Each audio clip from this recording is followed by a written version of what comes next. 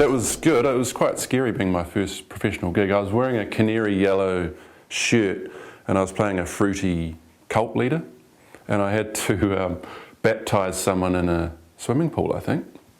Yeah, and he, although I was baptising someone, I think it was me who was drowning. You know, I couldn't hit my marks, I didn't really know my lines, but I was happy to be there. Most scenes I was working with Fleur Saville and Jay Ryan, so they were new up-and-comers, but they were pretty solid performers. So I had to up my game, or what there was of it at that point, because that was my first gig. But yeah, no, it was fun. I started out directing that, but I was fired after 3 days because I was constantly in makeup, you know, so there was no one directing the ship. So they got Jonathan Browen to direct, but it was, the challenge was me trying to figure out the process, because I never used to work to a deadline, you know, I'd just keep going until I got the sketch. But here, you know, you had to deliver within a certain time frame, so that was a big challenge for me. And also doing it in front of people, you know, a big crew. I'm used to doing it at that point in my bedroom, throwing on wigs and scaring the neighbours.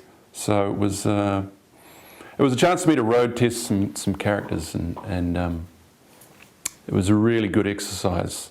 But yeah, there were lots of hits and misses. He was a nightclub owner, so to Madeline's Pasha character. So I just remember sitting on the sidelines watching her improv, because that's what I was wanting to do with my sketch show. It was cool to see someone doing it when it worked.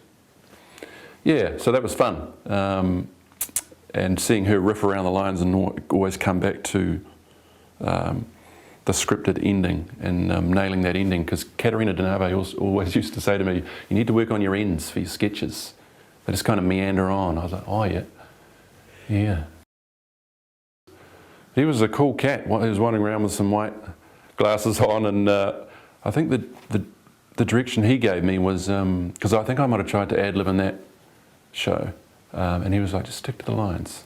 Stick to the lines in this one. And the reason was because the sketch worked without me having to inject my enthusiasm into it. Yeah, but he was great. Just totally in control. You could tell that he knew exactly what he was doing. You know, it was good to watch. Yeah, that was another Lance I played in that. Yeah, he was a scantily clad, lycra-clad courier. Yeah, with an urgent courier with no sense of urgency, if I recall. But there was a love interest with me, Fern Sutherland's character Dawn, and Jared Turner's character. We're all from the Naki, so that was quite cool. It was the Taranaki Triangle of Trust, love triangle of trust there. That was great. I remember I got the part and I went and saw Mark Beasley, the producer, and I said, "Hey man, do you mind if I just ad-lib around my lines?" And he was like, "Well, no, that's a bit disrespectful, isn't it?" I was like, "Oh yeah." I just said, "Oh look, you might get a bit more of a natural performance out of me," but I failed to realise that, you know, that was my process encroaching on theirs, and it's completely disruptive when no one's schooled in the process. So yeah, that was I just remember that from that show, and like, oh yeah, cool man, good chat. I saw Kyle and Kerry on Waiheke, and I said, "Hey man, I got an idea. Have you ever seen The Hills?" It was like a docu-soap, and basically rich kids in the Hollywood Hills and their trials and tribulations of their love lives and lives. And there was also a show called Malibu Nights, and I thought, oh, well, Auckland Daze is a good name. Let's just do the inverse. When we got funding after submitting it for the second time, we had to work on the interactivity element. And when we started making the show, it became quite gag heavy, because when the four guys came together, it was almost a competition to see who could deliver the funniest gag. But it was also the start of evolving that process of partly a sort of a synopsis of the scene with a few lines. And that was really what I wanted to explore. And I think that was the start of us really finding that process. And and it had to be really organic to you know, affect that docu-soap kind of feel. So that was fun, and it was really the start of kind of nailing the process that I want to work with, yeah. They just bought into the idea of taking the mickey out of themselves, kind of in the vein of Ricky Gervais's Extras, you know. People, some of them probably came on board not really knowing quite what it was, but when they got there, they really got into it. It was great. Really, and they just loved the improv aspect of it, not being religiously sticking to lines and just going with the tight structure of the scene and then just riffing off it. It's great. I love that unpredictability where you don't know what the other guy's going to say because you can see it in the actor's eyes. It really comes alive. He's clever, isn't he, Gerard? Very clever. Yeah, again, I said to him, hey, do you mind if I riff around these lines? And he was like, was my script not good enough, mate? I said, no, it's great. It's a great script. It's a great script. The monotonal doofus cop, yeah, that was fun. That was fun. It was good fun.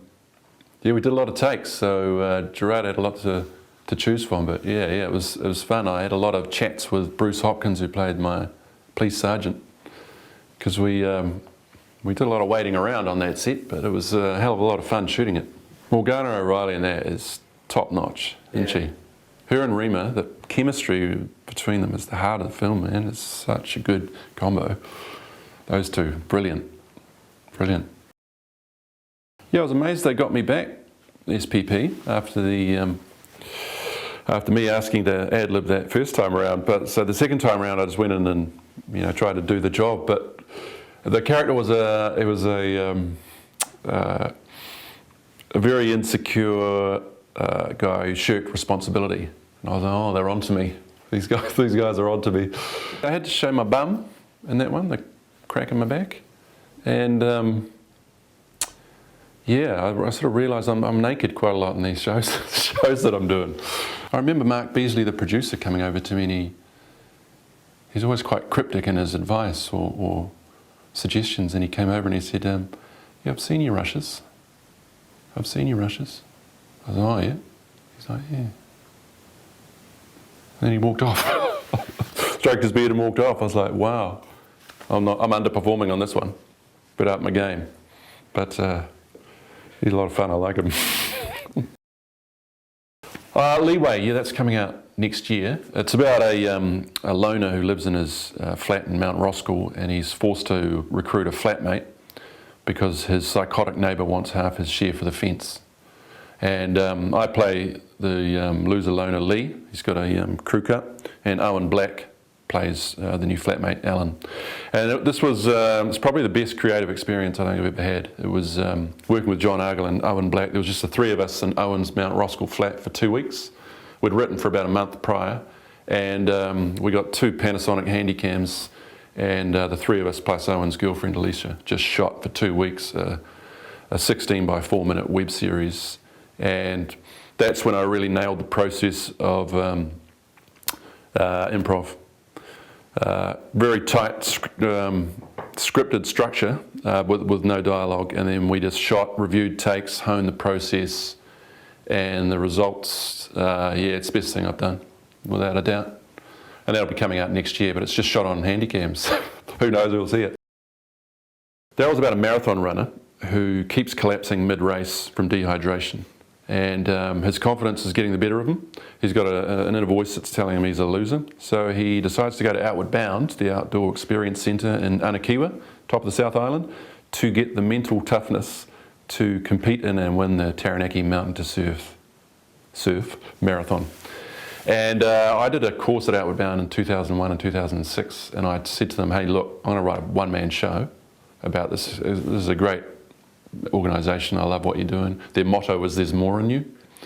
And I never wrote the play, and I've felt bad ever since, so I applied for web series funding with Kerry and Kyle from Auckland Daze, re-teamed with them, and we got funding last year and shot it in February this year with an awesome cast. We've got Siobhan Marshall, Siobhan Brewer-Carey, Toby Sharp, Glenn Levy, Fussy Turamosa, Owen Black, Rachel Blampede.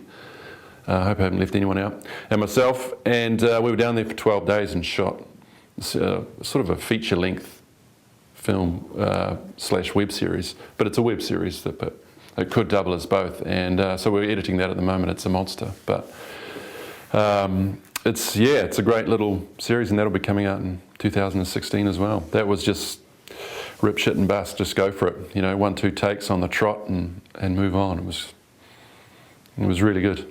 Yeah.